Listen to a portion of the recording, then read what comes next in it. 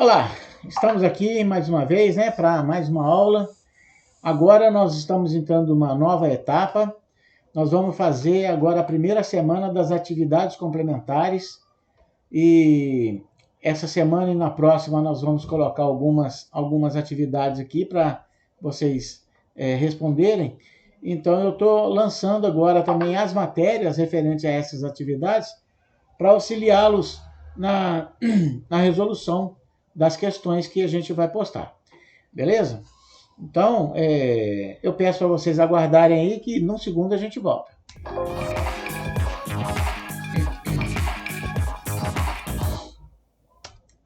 Muito bem, estamos de volta. Então, vocês sabem que toda semana que a gente lançar uma matéria, a gente está postando o nosso vídeo aqui também. E agora, para contribuir com vocês aí na semana de atividades complementares, Serão 2 semanas. E mesmo assim, vale lembrar que nós ainda estamos na pandemia. Essa semana nós saímos da onda roxa e estamos na onda vermelha. E queira Deus que daqui para frente estejam tudo mais tranquilo para a gente levar a nossa vida, a rotina aí, Então, hoje nós vamos falar sobre as linguagens visuais, certo? As linguagens visuais sobre as artes rupestres. Então, o que seria as artes rupestres? Nós chamamos de artes rupestres as criações artísticas feitas em rochas durante a pré-história. Elas podem ser categorizadas em pinturas rupestres e gravuras rupestres. Os achados mais antigos desse tipo de arte datam do período Paleolítico Superior, aproximadamente 40 mil anos antes de Cristo. Também foram encontrados exemplos de manifestações artísticas europeias ou pré-colombianas na época do Neolítico, até 8 mil anos antes de Cristo. Essas imagens podem ser vistas em todos os continentes e provavelmente surgiram após o aparecimento do objeto artístico, de objetos artísticos móveis, como utensílios e esculturas de pedra, osso, chifres, etc. Nós temos aí um exemplo. Apertei um botão errado aqui. Nós temos aí um exemplo de uma arte rupestre que é encontrada na Argélia, na África, Temos também a primeira aplicação dos pigmentos. A primeira consiste em aplicação de pigmentos, Essa arte rupestre, ela é aplicada, tem aplicações de pigmentos. Pigmentos sobre a superfície. E a próxima que nós vamos apresentar aqui são desenhos feitos em fissuras de rocha. É preciso salientar que o nome dado a esse tipo de arte encontrada no interior de grutas, cavernas, recebe o nome de arte parietal, sendo, portanto, uma vertente da arte rupestre. Já seria uma progressão da arte rupestre. A arte rupestre geralmente possui técnica e a temática relacionada a caças e à vida cotidiana. Por vezes, ela apresenta motivos abstratos. Então, esta é a gravura rupestre, que ela é entalhada na pedra, Muito interessante, como que naqueles tempos eles já dominavam esse tipo de técnica, Os materiais utilizados na pintura rupestre são os pigmentos, facilmente encontrados na natureza, como argilas, minerais, carvão, ossos carbonizados e vegetais misturados com aglutinantes, alguma coisa para dar liga, para dar viscosidade e fixar o pigmento. Para esse fim, triturava-se os elementos sólidos e se adicionava clara de ovo, sangue, excrementos, principalmente de morcego, gordura animal, bem como ceras e resinas vegetais. Olha só, eles já tinham esses conhecimentos para aquela época. Muito interessante a gente perceber que não existia vida antes da modernidade, As técnicas e temáticas das artes rupestres foram utilizadas bastante e são bastante simples, consistindo em linhas e traços, em que mãos em negativo, esse método resumia em colocar as mãos nas paredes das cavernas e assoprar pigmentos sobre o pó, em pó, né, sobre elas, a fim de obter a silhueta das mãos.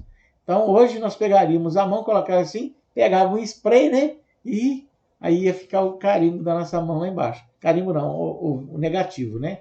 Porque o carimbo seria se nós enchêssemos a mão de pigmento e colocássemos sobre a rocha.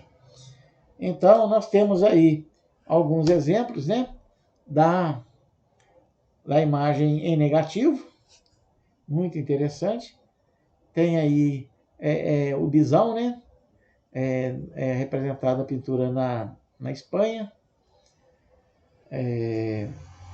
Temos aí exemplo de rupestre também, da época representando as cenas cotidianas daquelas pessoas, né? E temos também, vamos falar também rapidamente, da arte egípcia, que nasceu há mais de 3.000 anos antes de Cristo, está ligada à religiosidade, visto que a maior parte das estátuas, pinturas, monumentos, obras arquitetônicas manifesta temas religiosos. Assim, o interior de templos, né, como as peças ou espaços relacionados com o oculto dos mortos, eram artisticamente elaborados. Os túmulos também são um dos aspectos mais representativos da arte egípcia, né? Porque os egípcios acreditavam na imortalidade da alma e que ela poderia sofrer eternamente caso o corpo fosse profanado. É muito interessante isso, a gente não alcança o entendimento desse povo naquela época. Então, para nós soa muito estranho, mas ainda retrata alguma coisa que a gente continua na nossa crença ainda, né? Daí decorre a mumificação e o caráter monumental do local onde as múmias eram colocadas, cujo objetivo estava voltado para protegê-las pela eternidade. Durante a antiguidade, vários povos narram sua cultura através da arte. As esculturas encontradas em templos e tumbas revelam a riqueza da cultura visual egípcia. Eram representadas cenas religiosas, banquetes, cenas de guerra e aspectos da vida cotidiana do povo egípcio. A pintura egípcia contava com artistas para desenhar e pintar nas paredes das pirâmides, que viriam a ser os seus túmulos. Essas pinturas detalhavam a vida deles em seu entorno, de modo que essa arte registra parte da história do Egito. Nessa sociedade, a arte era produzida de forma padronizada e não dava espaço para a criatividade. Era o rei, o faraó mandava e tinha que obedecer. Dessa maneira foi realizada uma arte anônima, pois o importante era a perfeita realização da técnica executada e não o estilo dos artistas. Então eles desenvolveram uma técnica e todos que fizeram arte na época tinham que fazer dentro daquela técnica. A dimensão das pessoas e objetos não caracterizava uma relação de proporção e distância, mas sim os níveis hierárquicos daquela sociedade. Assim, o faraó era sempre o maior entre as figuras representadas numa pintura. Óbvio, né? Então, aí tem um exemplo, né, de uma imagem do faraó maior, né, e o subalterno dele, o subordinado dele ali, numa imagem menor. Bom, a gente tentou passar para vocês aqui rapidamente algumas atualizações, né? No material em PDF vamos ter algo mais, alguma matéria a mais para ajudar na composição do seu entendimento. E vocês tendo qualquer dúvida, eu vou estar sempre aqui à disposição. Aí vocês têm o meu contato, o meu e-mail, meu telefone e o endereço do YouTube para vocês entrarem lá e darem seu joinha e fazerem a sua inscrição. Beleza? Então eu vou ficando por aqui, agradeço muito a presença de vocês e como a minha mãezinha já dizia, menino, você está fazendo arte? Um abraço, fiquem com Deus. Até a próxima.